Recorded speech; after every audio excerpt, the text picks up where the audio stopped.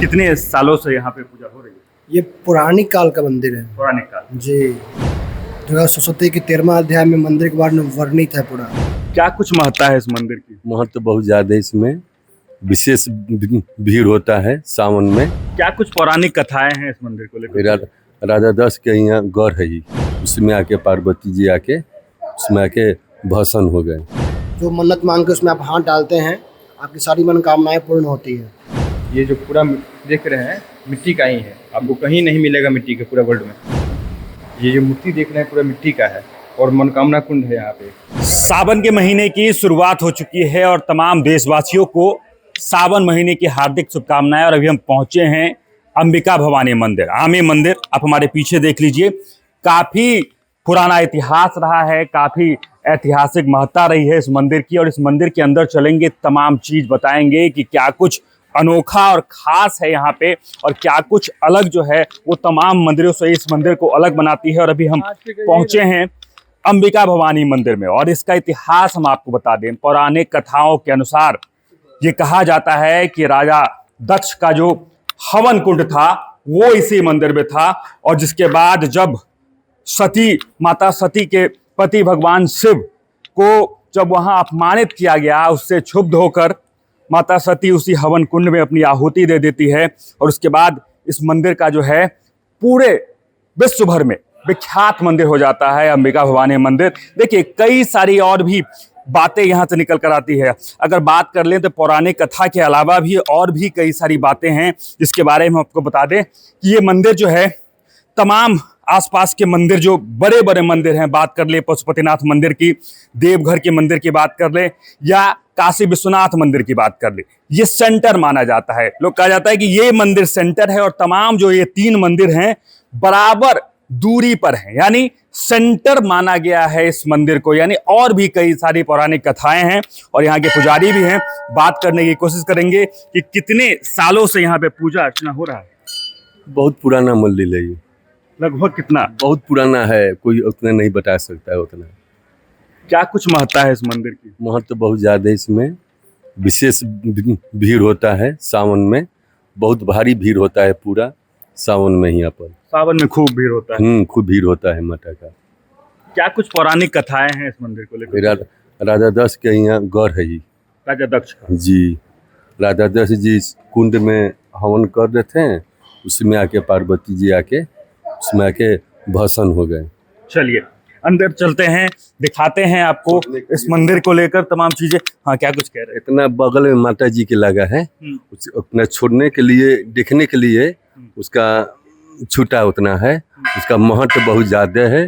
कैसे वो काम नहीं पूरा हो रहा है, उसी में हाथ डाला जाता है। इसमें फूल पट्टी अक्षत जो मिलता है लाल वस्त्र में बांध करके देवता घर में चाहे बढ़िया जगह पर रख देता है। काम पूर्ण हो जाता है। हाँ, पूर्ण हो जाता है, उसी में कुंड में आके डाला जाता है। इसमें मतलब काफी इतिहास पुराना रहा है। जी जी जी। चलिए, अंबिका भवानी मंदिर के अंदर हम प्रवेश कर चुके हैं और एक बार हम आपको दिखाएंगे कि अंदर का ये जो रास्ता है, इधर से हम आपको भीतर का तमाम चीज़ों का भी दीदार कराएंगे और दिखाएंगे कि इस मंदिर के पीछे का क्या कुछ रहस्य है।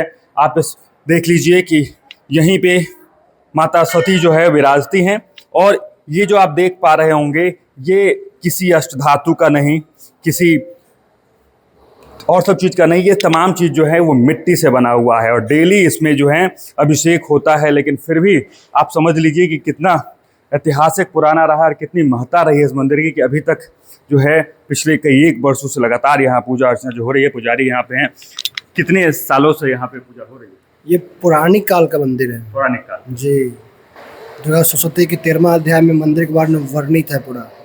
जी, ये जो सती थी, यहाँ अग्निकुंड में सती हुई थी, वही स्थल है ये।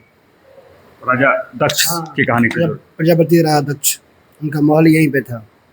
क्या कुछ अनोखा है इस मंदिर को पूरे और मंदिर को? अनोखा ये, यहाँ पे एक मन्नत कुंड है, कोई मन्नत के लिए उसमें हाथ डाला जाता है। जो मन्नत मांग के उसमें आप हाथ डालते हैं, आपकी सारी मनोकामनाएं पूर्ण होती है। ये जो यहाँ पे हाँ कुंड है जिसमें हाथ डाले हैं आप लोग, कुंड है, वही कुंड है। और देख लीजिए और पूछ लेते हैं और भी क्या है कि ये इसे शक्तिपीठ के ही माना गया है। जी, शक्तिपीठ यहीं से स्टार्टिंग हुआ शक्तिपीठ का। यहाँ यहीं से शक्तिपीठ का स्टार्टिंग हुआ है। यही दे हाँ, 51 शक्तिपीठ यहीं से स्टार्टिंग हुई, माँ यहीं सती हुई थी। ये जो पूरा देख रहे हैं मिट्टी का ही है, आपको कहीं नहीं मिलेगा मिट्टी के पूरा वर्ल्ड में। ये जो मूर्ति देख रहे हैं पूरा मिट्टी का है और मनोकामना कुंड है यहाँ पे।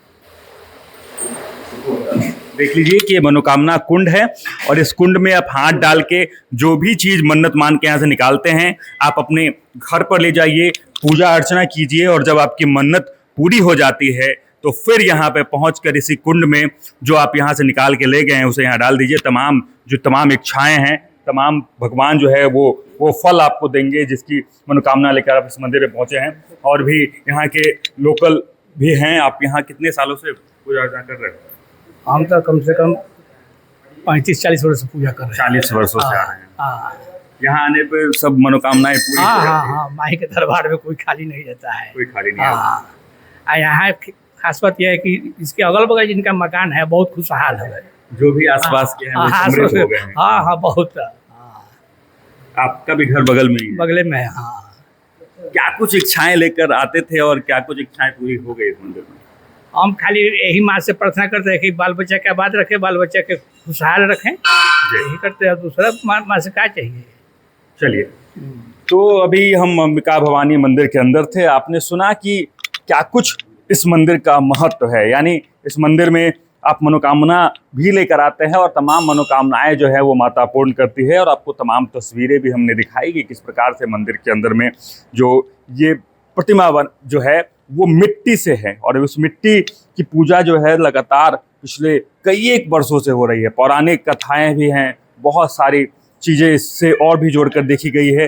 लेकिन हम उस मंदिर के प्रांगण में हैं, सावन का महीने की शुरुआत हो चुकी है और यहाँ पे सावन में काफ़ी ज़्यादा भीड़ जो है वो होती है, क्योंकि यहाँ माता सती की प्रतिमा है और यहाँ अगर शिव की पूजा करते हैं तो शिव और शक्ति के साथ अगर पूजा आप करेंगे तो आपकी तमाम जो मनोकामना है वो पूरी होगी। और लोग ये भी कहते हैं कि जो शक्तिपीठ की शुरुआत जो है यहीं से हुई थी, यहीं पे माता सती हुई थी, यहीं पे उन्होंने अपनी प्राणों की आहुति जो है इसी हवन कुंड में दी थी, जहाँ पे राजा दक्ष जो है एक बहुत बड़ा अनुष्ठान कर रहे थे। उसके बाद जो है यहाँ से माता सती की उत्पत्ति हुई और माता सती बनी और यहाँ के बाद से अब बात करें तो यहीं से शक्तिपीठ की शुरुआत हुई है। बाकी और भी आगे चीज़ जो भी होगी हम तमाम लोगों से बात करके भी दिखाएंगे, बताएंगे कि क्या कुछ अलग और ख़ास इस मंदिर को पूरे भारत में बनाती है। हमारे साथ जुड़े रहें और देखते रहें सच टॉक।